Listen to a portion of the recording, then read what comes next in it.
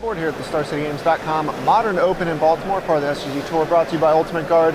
I'm Nick Miller alongside AJ Kerrigan, one of my favorite sideboard compatriots here. Always offer a breadth of knowledge on whatever deck you're playing.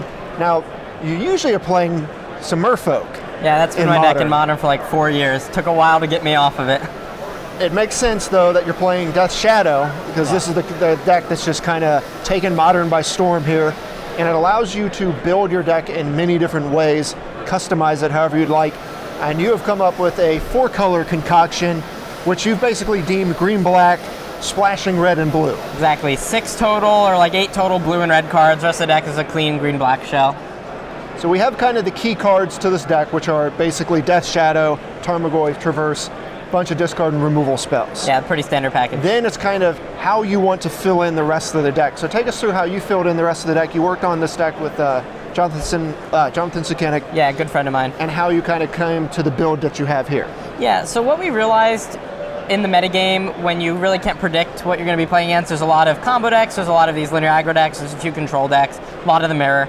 I just wanted to be as streamlined as possible in the main deck, play the most efficient removal spells, play the best creatures that we could fit in the slots. I didn't want to be messing around with any weird cards that are sometimes good, sometimes bad. I think those cards are better served for the sideboard when you obviously know what you're playing against and you can fine-tune your individual choices in the matchup.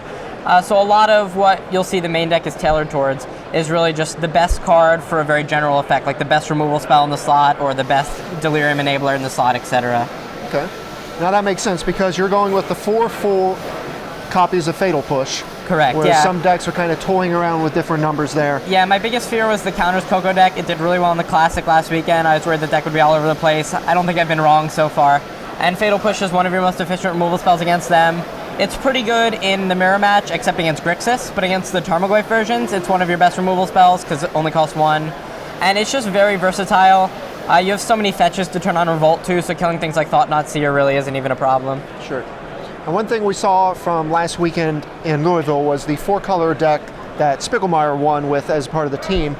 His big innovation was moving away from Temur Battle Rage in total, cutting down Tire Fires, and having Stubborn Denials in the main deck, which you have deemed to put in the sideboard, but you've kind of followed suit with only 1 Tire Fire, and you're going the Architect's Will route to kind of enable Delirium, because a lot of people seem to have issue getting Delirium for Traverse. Yeah, so one of the big things is we had this sort of mix of Temur Battle Rages, Stubborn Denials in the main deck when I was testing on Magic Online this week. And the cards, again, you run into this problem. Sometimes they're great, and a lot of the times they just sit in your hand, and when you want to be this streamlined, largely aggressive, grindy deck, having these random cards that are duds in your hand a lot of the time just will end up losing you a lot of the games, which was a big problem. So we decided to streamline it. Architects of Will is, the idea is that sorcery and land are very easy to put in your graveyard. You have a lot of discard spells, obviously a lot of fetch lands. Sure. So then you want something that puts 2 of the other remaining types in your graveyard to turn on Traverse as quickly as possible. So a lot of people use Tarfire. My problem with Tarfire is it's not actually that good of a card. Sure. Like a lot of times its best use is like shooting yourself to turn on Death Shadow sooner, but really it's like kind of mediocre against Mana Dork decks.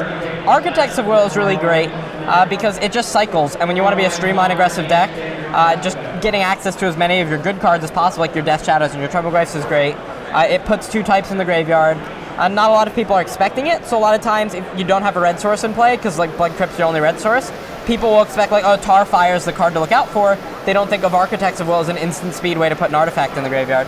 And I haven't done it yet, but you can cast the card off of Watery Grave, and if you're really far ahead, that's not terrible because you can make sure that their draw steps aren't going to be any of the outs that they need to get back into the game. Right. Actually hard casting the Architects of Will, but it makes sense because that's a card that, your deck is basically built around making it as thin as possible, having as many of the just important cards as possible, and just adding more cyclers instead of Tarfires seems pretty important because the 2 damage really isn't that relevant, whereas cycling through your deck is. Yeah, exactly. It's almost, there was some, and we'll get to that in a little bit, there's some good red sideboard cards I wanted to play.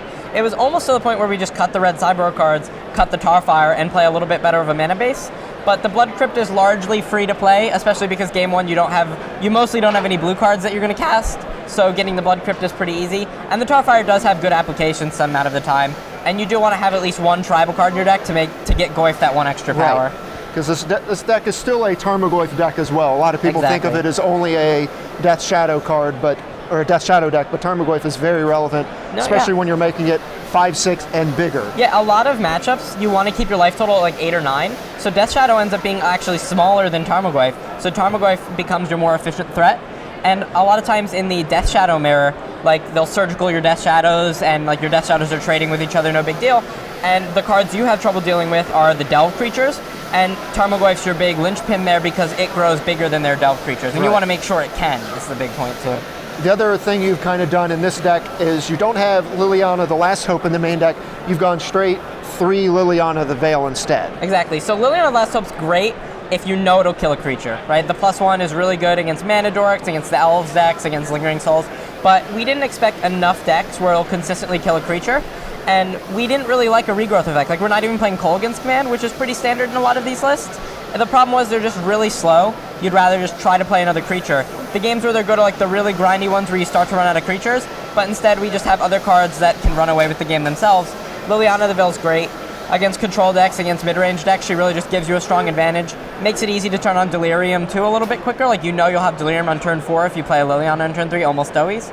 And the Saka creature is really good against a lot of the problematic creatures you have, like opposing Tassigers, Gurmag Anglers, Etch Champions, things like that. Right, that's kind of how you shore up your Delve creature matchups, because you don't have access to things like Gurmag Angler, Tassiger that these Grixis builds are kind of shifting towards. Exactly, and a lot of the mirror matches come down to Liliana.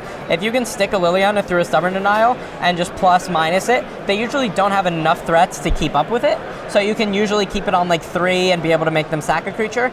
And since I expected a lot of the mirror match, I thought that having that linchpin card that really runs away with the games would be a very good idea to just play 3 of them. And that's one thing I've seen a lot while just walking around and watching the matches against Death Shadow versus anything is if they can make it to where a Liliana or a Karn or something is on their side keeping you, because the Death Shadow decks are really only deploying 1 threat most of the time, and then just replaying it.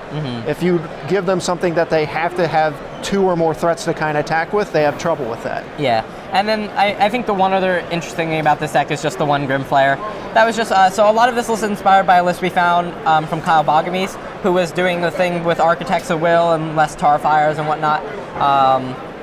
And he was playing a few Grimflayers. We decided just 1. It's not your greatest threat because it never goes past a 4/4, which can be problematic in the late game. But if you stick it on turn 2 and then you have a bunch of removal spells, we play like 8 or 9 total removal spells. If you can attack with it once, it sets up your traverses and everything really well and your Tarmogoyfs for the future turns. So I think it does have a place as like a 1 or a 2 of just as an additional threat to make yourself more threat dense when you're not playing Kolaghan's Command or Liliana of the Last Hope to get back threats. Right, so talk about, you kind of built the deck to focus on very specific things this weekend. Exactly. Obviously, the Counters Company deck had a huge breakout performance last weekend. You want to have game against that. You want to have game against Death Shadow. What were the other decks you kind of considered while building this version of the deck? Yeah, so I think Affinity was a big one because I think it has an interesting matchup with Death Shadow, and it's just always a well-played deck. I expected, actually, I was on Moto, I was playing against a lot of Eldrazi Tron, so figuring out the removal suite that's well balanced against them was really important because their creatures are very different than most of the formats. And then the last thing I'd say is traditional Abzan, because I think they have a good matchup against Death Shadow with just the Lingering Souls and the good removal spells and more Planeswalkers and whatnot. So keeping that in mind with our things, especially with our removal suite, was really important. I think those were the big few that we were keeping in mind. Okay, so now we'll move to the sideboard where the 4-color really comes into effect. You have your red cards and your blue cards hanging out over here. The Stubborn Denial, which we already mentioned, the 3 copies are over here. But then your red cards, Kozilek's Return and Ancient Grudge, these are the ones you felt, we can't cut red, this is why we want red. Yeah, so Ancient Grudge I think is just one of your best answers because it's a little more general. You can play things like Stony Silence or Kataki when you play the White Splash, which we are very close to. But Ancient Grudge catches a lot of random things like Chalice of the Void, Oblivion Stone, and I think it's just a really efficient card in the deck. And I mean, it's not like the reason to play red, but I think if you're playing red anyway, it's just a really good addition. Kozilek's Return, you don't need to play Kozilek's Return because Flame Tendrils does a very similar impression. But what I really like about Kozilek's Return, now that Counter Company is such a big deck, is when they pass with 4 mana up and you want to Flame Tendrils, it's not good because they can just let it resolve and then Coco. So Kozilek's Return lets you play this little bit of a dance, especially if people aren't expecting it, where you can just pass back, or like if you have 4 mana, you can play like a Death Shadow and pass, and then even if they Coco, you're still able to Wrath. So you don't just lose random games to like them Cocoing on your end step, hitting 2 good creatures that like combo and killing you. And Kozilek's Return is really great. It kills Etch Champion, which is really important because that's like basically the most important card for Affinity because you can answer almost everything else. And it answers Master Waves, which is one of Merfolk's most important cards against you in a lot of games. Right, so being red, but not really being red, very important in the Yeah. matchups where you want this card. The one reason I think Flame Tendrils could be better is if you have a lot of Dredge in your metagame. Flame Tendrils is obviously better there, but for the most part, I think Cosmic's Return is where you want to be. Sure. All right, then we have Fulminator Mages here, Collective Brutality, a card that's been going way up in popularity this weekend. And then kind of your Graveyard Hate, Grafter's Cage, Surgical Extraction. And then you still have one copy of Liliana, the Last Hope, hanging out here to round it out. Exactly. Like I said, if you know she's killing a creature, then I think Liliana, the Last Hope is great. So that's why you bring her in for the matchups where you're pretty sure she'll kill a creature, and she can grind well too. So if you know like other Death Shadow decks are bringing Lingering Souls, Liliana can do a bit of work sometimes. It's good against like the Elves decks, the Counter Company decks. It's a good way against these removal heavy decks to run away with the game without necessarily needing to like rely on the 1 or 2 creatures in your hand, which I think is really nice. So we've seen the deck kind of evolve from a 3-color build to a lot of people moving to 4, mostly with splashes. I have to ask, when's the 5-color variant coming out? Is it even possible, / would you even want to do it? Yeah, so I actually think it's totally possible. It would be very easy in this mana base to cut the basic forest, add a God the Shrine, and play some white cards in your sideboard. You'd have to make some concessions, like you probably can't play Grimflayer. The thing is that you only have a 15-card sideboard, and the white cards and the red cards and the blue cards all kind of do overlapping things but in different matchups. So you run into these issues where it's really hard to fit them all in your sideboard and still have a sideboard that actually plays the cards you really want to play, like Graveyard Hate, things like that. But I do think, I know Butakov was playing a list online that was splashing white for just Ranger of Eos, and he was playing Grixis. And I think working with that and playing green for like a Traverse Tarmogoyf package could be a direction that would be interesting to go. I think in 4-color, you have enough answers to all of the problems, though, that you're probably just better off staying with a nice clean shell where you're not going to like lose to random Ghost Quarters, which a lot of people are starting to play now because this deck is catching on, and it's good against like Tron too. All right, so you're 6-1 so far. Yep. Going forward, how do you feel the deck is performing? Anything you kind of missed last second to put in the deck, or are you happy with what you got? I think I'm really happy. There's a few cards that I need a little more time to figure out, like Architects of Will. I haven't played it or drawn it enough. Figuring out exactly if the red is necessary is important. Temur Battle Rage, Stubborn Now, like a lot of these random things, but I think for the most part, the core of the deck is really good. I'm feeling really happy. I like my Counter Company matchup, a lot of my Mirror matches, and my Affinity matchup, which are the 3 big things I want to focus on. So I would recommend something very close to the 75 to anyone who's not really sure what the metagame is going to look like and wants a bit more of a general build. All right, well, you heard it here from the source. It looks very good, very well reasoned, so I appreciate it. Thanks for joining me here in the Sideboard AJ. My pleasure. Good luck to the rest of the Thank tournament. Stay tuned to StarCityGames.com all weekend long for the action here in Baltimore.